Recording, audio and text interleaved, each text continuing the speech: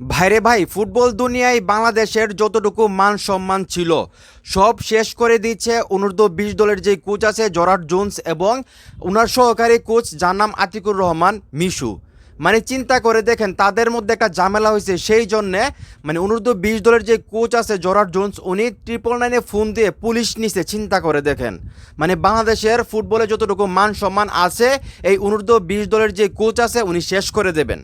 আমি এই কথাটা কেন বলতেছি, কয়েকদিন আগে উনি ফেসবুক লাইভে এসে কান্নাকাটি করেন, ওনার নাকি বেতন দেওয়া হচ্ছে না, এই জন্য উনি ওনার পরিবারকে টাকা পয়সা পাঠাইতে পারতেছেন না এবং উনি নাকি নিজেও খাইতে পারতেছেন না। পরবর্তী সময় আমরা জানতে পারলাম যে লাস্ট 10 তারিখ ওনার সঙ্গে চুক্তি, 10 তারিখের ভিতর ওনাকে টাকা দিতে হবে এবং উনি লাস্ট সময় পর্যন্ত কিন্তু অপেক্ষা করেন নাই। উনি ফেসবুক লাইভে গিয়ে বাংলাদেশের ফুটবলটাকে একদম মানে অসম্মানিত করে ফেলছেন।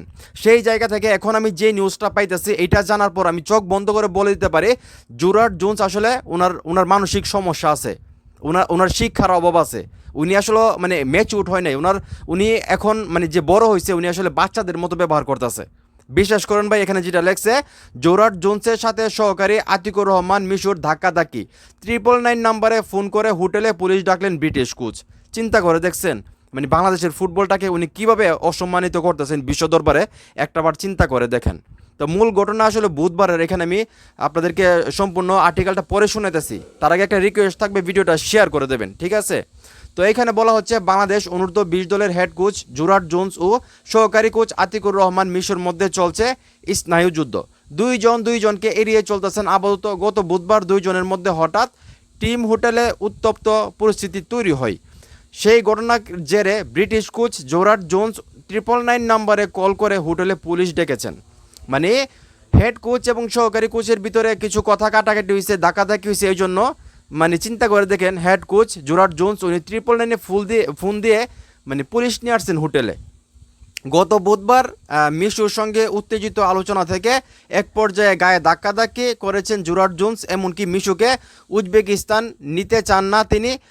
ব্যাংকের মধ্যে জেরার্ড ব্যাংকার ও বাহুফে স্টাফদের সঙ্গে অসাধারণ আচরণ করেন। চিন্তা করে দেখেন উনি আসলে উজবেকিস্তান নিতে চাচ্ছেন না সহকারী কোচকে, মিশুকে নিতে চাচ্ছেন না, তো এটার জন্য উনি যে কর্মকর্তারা আছে তাদের সঙ্গে খারাপ ব্যবহার করতেছেন। তো আমি যেটা বললাম জরার্ড জোন্স অনূর্ধ্ব 20 দলের উনি হেড কোচ, কিন্তু ওনার মেচুরিটি আসে নাই। উনি যে কাজগুলো করতেছে মানে লাস্ট বেতন নিয়ে যেটা করলো ফেসবুক লাইভে কান্নাকাটি, ওনার পরিবারকে পর্যন্ত টেনে আনলেন। এখন উনি কী করলেন, ওনার সহকারী কোচের সঙ্গে একটু ধাক্কাধাক্কি বা কথা কাটাকাটি হয়েছে, এটা স্বাভাবিক হইতে পারে।